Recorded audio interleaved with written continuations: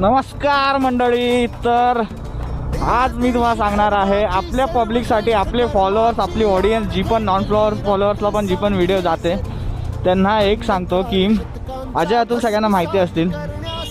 त्यांनी आता सगळ्यांनी राजा शिवाजी पण मूवी बघितला असेल.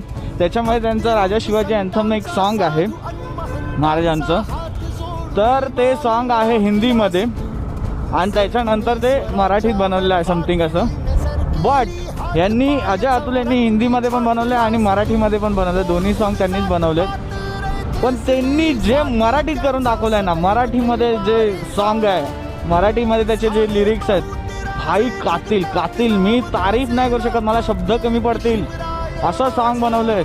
म्हणजे काय झालं, मी अचानक ते सॉन्ग ऐकायला घेतलं, यूट्यूबवर गेलो आणि ते चुकून हिंदीमध्ये चालू झालं. मी फर्स्ट ऐकलं 3 मिनिटाचं सॉन्ग, मराठीमध्ये जाऊन ते 6 मिनिटाचं होतं. म्हणजे केवढं काम केलं आहे त्याच्यामध्ये. आणि त्यांनी दाखवलं आहे मराठीमध्ये काय होऊ शकतं, हिंदीपेक्षा मराठीमध्ये काय होऊ शकतं नाही त्यांनी दाखवलं अजय अतुलनी.